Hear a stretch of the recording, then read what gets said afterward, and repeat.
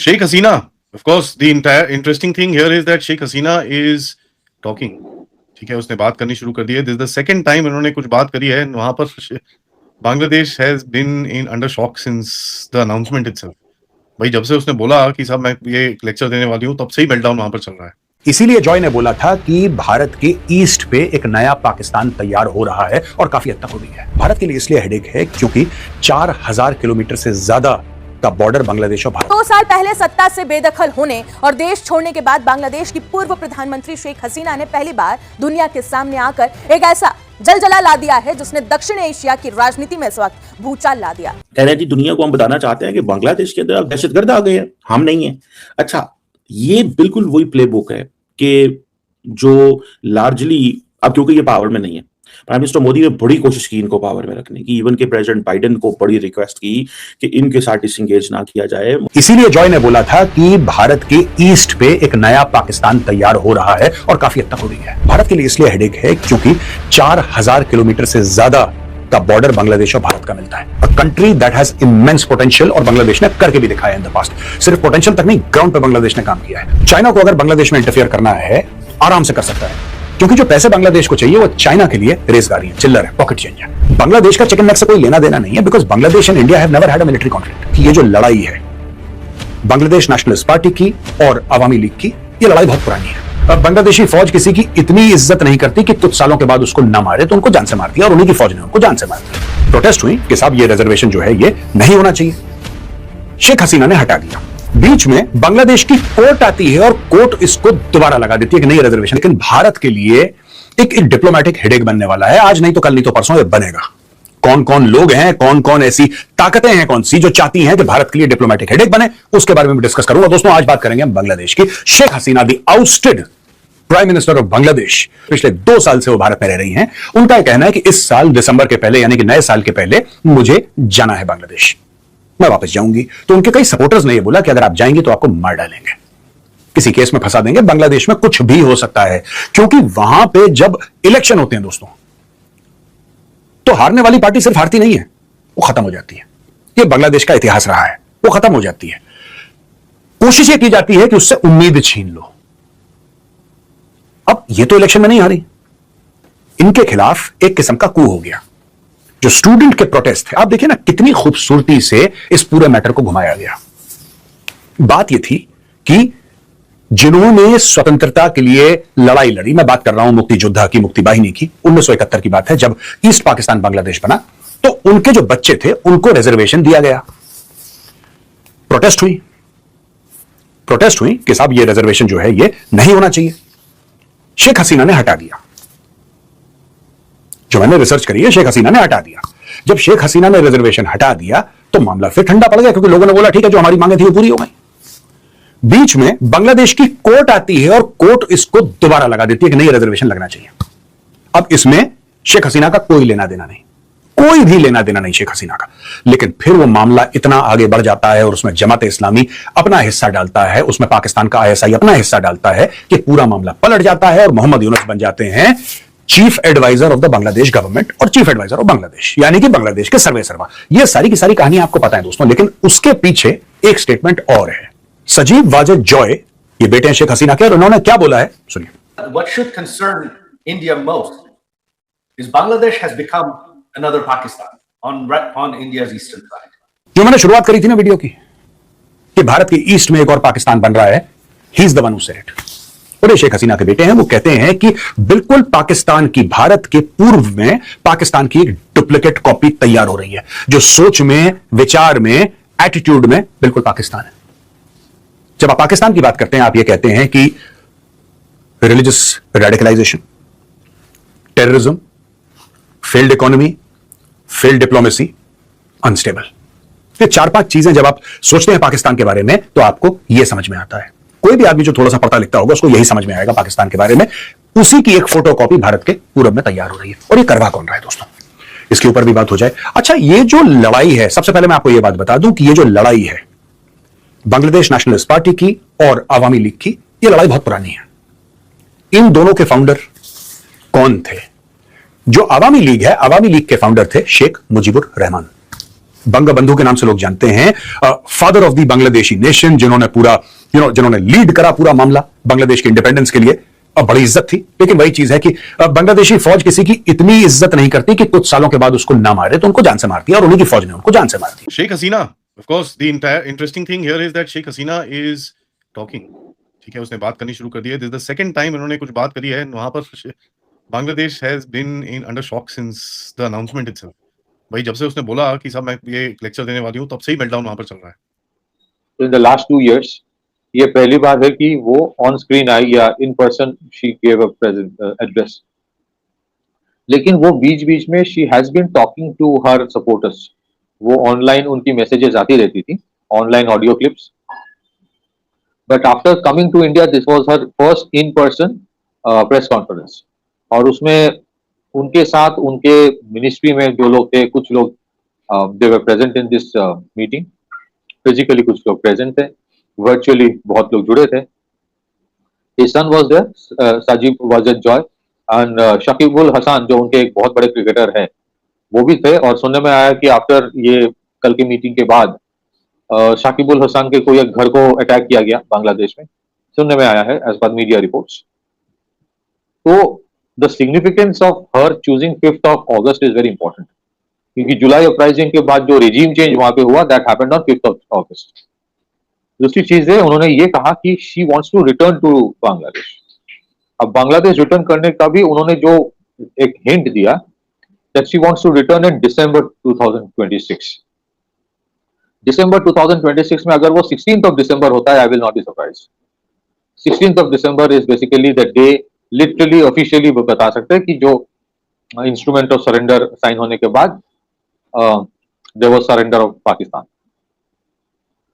And ये अगर वो स्पीच, अगर वो एक एड्रेस दे रही है इन पर्सन, और जाहिर है उनका जो ऑडियंस था वो बेसिकली बांग्लादेशी लोग ही थे, it was not for India. तो इंडियन गवर्नमेंट का इसके साथ कोई लेना देना वैसे था नहीं। अगर वो इस तरह से she is interacting with people of Bangladesh, that means उनका अभी भी एक सपोर्ट बेस है, ज्यादा है कम है जो भी है मुझे पता नहीं, बट है। और एक एंटिसिपेशन बांग्लादेश में तो है दैट शी विल रिटर्न। अब politics is a very strange game, जहां पे कल अगर कोई अनपॉपुलर है तो आज वो फिर से पॉपुलर बन सकता है। It is a matter of discomfort both for BNP and Jamaat Islami. BNP के लिए डिस्कम्फर्ट इसलिए है क्योंकि ये जो इलेक्शन इस बार हुआ जिसमें उनको एक ओवरवेलमिंग मेजोरिटी मिली, तो उस ओवरवेलमिंग मेजोरिटी में ये तो जाहिर है कि उस मेजोरिटी जो बीएनपी को मिला है उसमें बहुत सारे अवामी लीग के वोटर्स भी थे, क्योंकि उनको अगर चूज करना था between Yunus, Jamaat Islami and BNP in the absence of Awami league, क्योंकि अवामी लीग को इस बार इलेक्शन लड़ने की इजाजत नहीं थी, इट वाज कैंसल्ड, सस्पेंडेड जो भी, तो उनके लिए अगर ऑप्शन था तो BNP was a better option. तो ये जो तारिक रहमान के लिए एक जो with in the Bangladesh society अगर देखे, अगर जमात इस्लामी एक तरफ है तो दूसरा सेक्शन जो है जो अपने आप को मॉडरेट बोलते हैं, दे से दे आर मॉडरेट, तो वो पूरा वोट इनको मिला है ना। ऑब्वियसली वहां पे बीएनपी और अवामी लीग का एक बहुत बड़ा टक्कर है। So if she returns the entire focus will go back to Sheikh Hasina. इसका मतलब ये नहीं है कि तारिक रहमान के सरकार के ऊपर कोई रिस्क है, the government is very stable over there, अभी इनके जो वोट्स आया है वो दैट स्टेबल, बट वो जो पॉलिटिकल एक वैक्यूम था जहां पे there was no one to question Tarique Rahman, वो नहीं हो। And Sheikh Hasina made very interesting some comments. उन्होंने कहा कि वो जो जुलाई अपराइजिंग का जो था, she mentioned it was very violent agitation. ये अगर आप ये स्टेटमेंट देखेंगे after the statement of Taslima Nasrin, जहां पे उसने ये कह दिया कि दिल्ली वाला प्रोटेस्ट देख के उसको बांग्लादेश वाला याद आ गई, and she is very apprehensive about any kind of student protest nowadays. 2 साल पहले सत्ता से बेदखल होने और देश छोड़ने के बाद बांग्लादेश की पूर्व प्रधानमंत्री शेख हसीना ने पहली बार दुनिया के सामने आकर एक ऐसा जलजला ला दिया है जिसने दक्षिण एशिया की राजनीति में इस वक्त भूचाल ला दिया। नई दिल्ली के मंच से वीडियो कॉन्फ्रेंसिंग के जरिए दिए गए इस संबोधन में उनका कैमरा भले ही बंद था, लेकिन उनके तेवर और संदेश ने ढाका से लेकर रावलपिंडी तक के हुक्मरानों की नींद उड़ा दी है। शेख हसीना ने खुली चुनौती दे दी है कि चाहे उन्हें जेल में डाल दिया जाए या फिर मौत के घाट उतार दिया जाए, वो इसी दिसंबर में बांग्लादेश वापस जाएंगी। लेकिन इस पूरे घटनाक्रम में सबसे बड़ा और सबसे खतरनाक और सनसनीखेज खुलासा किया है उनके बेटे और पूर्व सलाहकार साजिब वाजिद जॉय ने। जॉय ने भारत को सीधे तौर पर एक ऐसी फौलादी अलर्ट जारी करते हुए बयान दिया है जिसे नजरअंदाज करना भारत की राष्ट्रीय सुरक्षा के लिए बेहद महत्वपूर्ण और भूल भी साबित हो सकती है। आखिर सजीव जॉय ने ऐसा कौन सा बड़ा राज भारत के सामने खोल दिया जिसने अभी तक दुनिया की आंखों पर पट्टी बांध कर रखी थी। जॉय ने दुनिया के सामने बेबाक दावा किया कि मोहम्मद यूनुस के शासन में बांग्लादेश अब धीरे धीरे दूसरा पाकिस्तान बनता जा रहा है। उन्होंने ये भी चेतावनी दी कि ये सिर्फ बांग्लादेश का अंदरूनी संकट नहीं है, बल्कि ये भारत की पूर्वी सीमाओं के लिए एक बहुत बड़ा और भयानक सुरक्षा खतरा बन चुका है। जॉय के मुताबिक यूनुस सरकार के कुशासन में देश का एक रॉन्ग स्टेटस बनने की राह पर अंधाधुंध अब दौड़ चुका है। अर्थव्यवस्था पूरी तरह चरमा चुकी है और सबसे खतरनाक बात यह है कि देश में यहाँ पर जो दोषी आतंकवादी हैं इन्होंने जेल से बाहर इन्हें निकाल दिया गया है। इतना ही नहीं, पूर्व राजनयिकों और खुफिया एक्सपर्ट्स भी इस बात से पर्दा उठाते हैं कि कैसे अतीत में चटगांव के 10 ट्रक हथियारों की तस्करी और ग्रेनेड हमलों के जरिए बांग्लादेश की धरती का इस्तेमाल भारत के खिलाफ खूंखार उग्रवादी संगठनों को पालने पोसने के लिए किया जाता रहा है। आज जब एक बार फिर ढाका और पाकिस्तान के बीच नापाक रिश्ते तेजी से बहाल हो रहे हैं तो भारत के लिए खतरे की लाल बत्ती भी जरूर जल चुकी है। सजीव जॉय ने जुलाई अगस्त 2024 के विरोध प्रदर्शनों और उसके बाद की खूनी हिंसा के काले सच को भी दुनिया के सामने बेबाक तरीके से रखा। उन्होंने अंतर्राष्ट्रीय मंच से तीखा सवाल उठाया कि यूएन जहां तबाही में लगभग 1400 लोगों की मौत की बात कहता है, वही सरकार सिर्फ 800 मौतें गिनवाती है। आखिर वो 600 लोग कहां गायब हो गए? जॉय ने सनसनी आरोप यह भी लगाया कि 5 अगस्त 2024 के बाद से वहां राजनीतिक हत्याओं को सरकारी और कानूनी संरक्षण दे दिया गया है। पुलिस हिरासत में लगातार मौतें हो रही हैं और पुलिसकर्मियों की बेरहमी से हत्या करने वाले उपद्रवियों को कानून से पूरी तरह से छूट दी जा रही है। और इसका खौफनाक मंजर तब देखने को मिला जब दिल्ली में ये प्रेस कॉन्फ्रेंस चल रही थी और उधर बांग्लादेश की धरती पर हिंसा का नंगा नाच हुआ। खबर आई कि इस वर्चुअल बैठक में समर्थन देने वाले पूर्व दिग्गज क्रिकेटर और पूर्व सांसद शाकिब अल हसन के घर पर उपद्रवियों ने पेट्रोल बम और ईंट पत्थर बरसाए, आग लगाने की कोशिश की। यह इस बात का चीखता हुआ सबूत है कि आज बांग्लादेश में असहमति की हर आवाज को किस बेरहमी से कुचला जा रहा है। शेख हसीना के इस ऐतिहासिक और वर्चुअल संबोधन के बाद ढाका की अंतरिम सरकार पूरी तरह से इस वक्त बौखला गई है। बांग्लादेश सरकार ने आधिकारिक बयान भी जारी कर दिया है और ये तक कह दिया है रोना रोते हुए कि नरसंहार की दोषी शेख हसीना को दिल्ली में मीडिया से बात करने देना और उनके बयानों को जगह देना बांग्लादेश स्वीकार नहीं करेगा। लेकिन असली सवाल यह है कि आहत कौन है? सत्ता के नशे में चूर कट्टरपंथी ताकतें या फिर वो भारत जिसके दरवाजे पर आतंकवाद और अराजकता का नया अड्डा तैयार करने की कोशिश बांग्लादेश की धरती पर की जा रही है। शेख हसीना और उनके बेटे की ये गंभीर चेतावनी भारत की सुरक्षा एजेंसियों के लिए खतरे की घंटी जरूर है। अगर बांग्लादेश सचमुच दूसरा पाकिस्तान बन गया तो भारत के पूर्वी छोर पर सामरिक समीकरण पूरी तरह बदल जाएंगे। इसलिए इस चेतावनी को, इस अलर्ट को और इस बयान को नजरअंदाज नहीं किया जा सकता है। कहना जी दुनिया को हम बताना चाहते हैं कि बांग्लादेश के अंदर दहशतगर्द आ गए हैं, हम नहीं है। अच्छा, ये बिल्कुल वही प्लेबुक है कि जो लार्जली अब क्योंकि ये पावर में नहीं है, प्राइम मिनिस्टर मोदी ने बड़ी कोशिश की इनको पावर में रखने की, इवन के प्रेसिडेंट बाइडेन को बड़ी रिक्वेस्ट की कि इनके साथ डिसएंगेज ना किया जाए। बांग्लादेश के उन्होंने कहा जी मैं वापस आऊंगी, मैं दिसंबर में वापस आऊंगी, दिसंबर जीत का महीना होगा, मुझे जेल में जाना पड़ेगा, अवामी लीग के ऊपर जो बैन है उसको उठाया जाएगा, मैं निजामुद्दीन दरगाह जाना चाहती हूँ, इंडिया हमारा दोस्त है। द क्वेश्चन इज, मुझे जाती तौर पे ये लगता है कि is there any appetite among the people of Bangladesh for this idea कि जनाब किसी किस्म की कि वो इस अंदाज से चीजों को देखना चाहते हैं। एक कोई एपेटाइट होती है ना, कोई क्या इंडिया बांग्लादेश के लोगों के पास है? तो देखिए पाकिस्तान का तो क्या लेना देना वहां से, पाकिस्तान का क्या लेना देना वहां से। कल इंडियन मीडिया ने फुल कवर किया बांग्लादेश की प्राइम मिनिस्टर की, जबकि बांग्लादेश ने उनको बैन किया। क्या वैल्यू रहेगी बांग्लादेश की यार? मैं तो इसको समझना चाहता हूं। मतलब मेरी तो मैं तो as a student of politics मैं तो इस सारे प्रोसेस को समझना चाहता हूं कि बांग्लादेश की क्या वैल्यू रह गई यार। इंडिया ने अपने घर में बैठा के प्राइम मिनिस्टर हसीना वाजिद को अपने घर में बैठा के प्रेस कॉन्फ्रेंस करा दिए। समझ रहे हैं आप बात? घर में बैठा के प्रेस कॉन्फ्रेंस करा दिए और किसी की जरूरत है बांग्लादेश के अंदर के पूछे कि हाँ भाई क्या करना है और क्या नहीं करना। मुझे ये बताएं, कौन कह सकता है बांग्लादेश के अंदर ये हमारे साथ ज्यादती हुई, हम तो नोट वर्बल जारी करते रहे, हम क्या क्या नहीं करते रहे। आज उनके साथ क्या हो रहा है?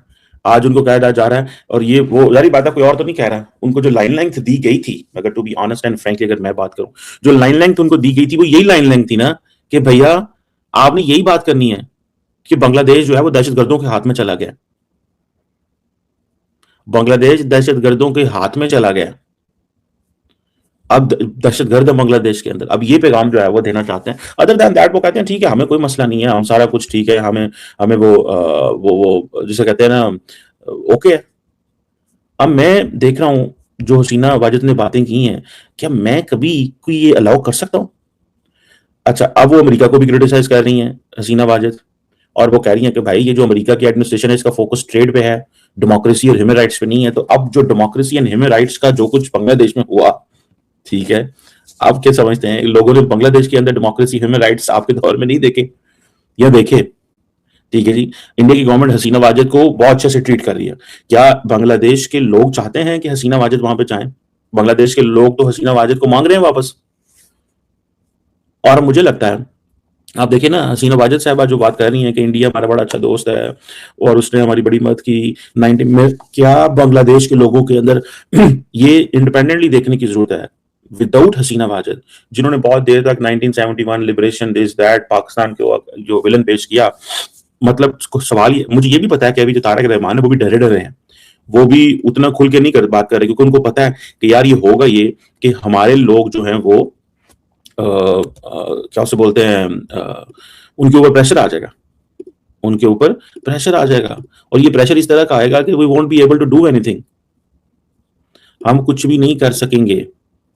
तो हमें we have to be very careful on Pakistan.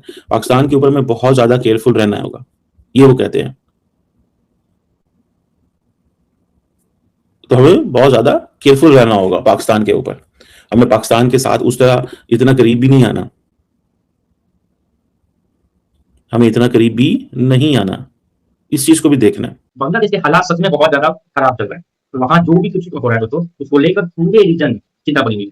Sajid Wajid ने जो हाल ही में बड़ा दावा किया कि बांग्लादेश धीरे धीरे दूसरा पाकिस्तान बनता जा रहा है, उसने सबका ध्यान खींच लिया है। उनका साफ कहना है कि वहां की इंटरिम गवर्नमेंट के आने के बाद एक्सट्रीमिस्ट लोगों को पूरी छूट मिल गई और आईएसआई वहां फिर से अपने पैर फंसा गए। अगर यही हाल रहा तो आने वाले समय वहां से ग्लोबल टेररिज्म का नया खतरा पैदा हो सकता है, जो इंडिया के लिए भी बिल्कुल ठीक नहीं है। इसी बीच वहां सियासत के साथ साथ स्पोर्ट्स की दुनिया से एक बहुत ही शर्मनाक खबर सामने आ रही है। बांग्लादेश के पुराने कैप्टन और अवामी लीग के नेता साकिब अल हसन की मगुरा वाले घर पर कुछ उपद्रवियों ने हमला कर दिया।